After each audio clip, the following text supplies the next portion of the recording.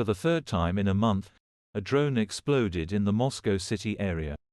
On Friday morning, he brought down 30 meters of Expocenter on Krasnaya Presnya. The Ministry of Defense clarifies, it did not explode, but was suppressed. And in general, Muscovites don't care, they are used to it. That is, this is a warm-up of the psyche of the plebs before something more ambitious. Get ready for the Dresden bombing. After all, somewhere in those parts your young bald genius served and formed his fascist personality. Closed Viennakovo again. And this is for your own safety, you bastards. Let everything that is already hanging in the sky explode and we will open everything again. The direction of the drones is clear.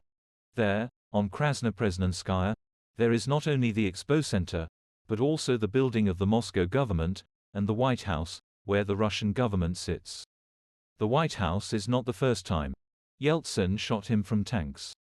Why not repeat? See how the son of Ramzan repeats the exploits of his ancestors, who beat Nikita Zhuravl, a resident of Volgograd, in the Grozny pre-trial detention center, who dared to burn the Quran, for which he was sent to Grozny by Bastrykhin himself. That is, the 15-year-old offspring of Kadyrov beat the 19-year-old prisoner, which earned great praise from State Duma deputy Adam Delimkhanov and Chechen parliament speaker Magomed Daudov. According to Delimkhanov, young Kadyrov acted very humanely, leaving the arrested man alive, given the heinous crime Zhuravl is accused of. The crunching of bones is getting louder. The ideologist Dugin is pinning with ruble hallucinations. Forget about the West, live in the Russian world. 1,000 paper rubles are equal to 1 iron, 100,000 1 silver, and 1 million paper 1 gold. The bearded Pinocchio is ready to bury his 5 gold coins in the fascist field of miracles.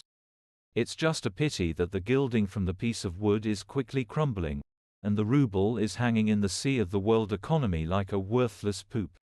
They sold oil to India and now they're not able to scratch out 39 billion, but for some reason dollars, not even rupees. But the cave is holding on, miraculously clinging to Putin. The miracle is swollen, but Putin is as fresh as the Fhrer's armpit. Young families in Russia have been eating less over the past year, greatly reducing food consumption. Milk, fish, bread, fruits, eggs and other sweets are now bought 10 to 22% less compared to 2021. Even in the pandemic 2020, they didn't shrink like that.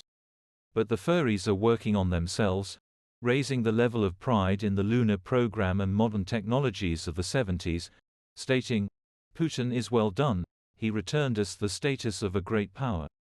During the war, too, you can flourish, develop and be proud of the killing. Fascist euphoria is a pleasant thing, but not everyone will survive the retreat.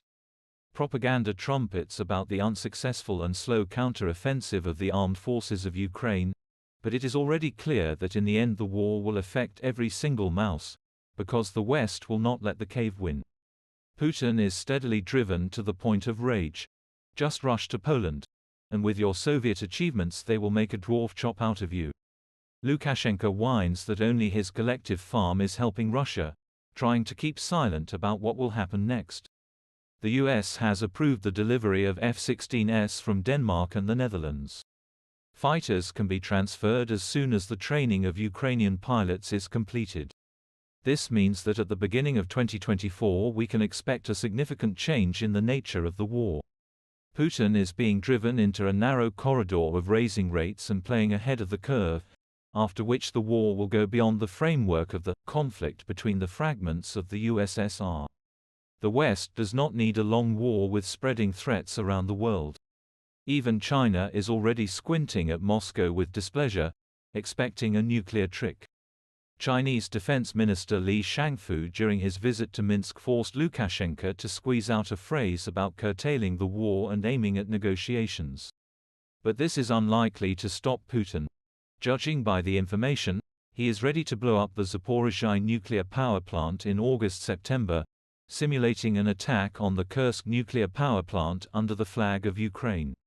A mutant dwarf cannot live without hybrid filth. But even in his closet, he carries out a large-scale cleansing. After the Gherkins and Kagalitskis with the Melkonians, TASS began to shake. The purpose of the audit is the final cleansing of Mikhailov's team. Coming soon voiceover. Each stump must be sanded and varnished so that not a single vegetarian scum seeps into the kitchen of our cannibal. Cartilage crunchers, trenchers are stuffed, General's champ. Narishkin himself does not advise traveling to Europe, fearing perverts. What a blessing that the next president of Russia will be a new Putin. The prospects are breathtaking. No one has ever seen it so fresh.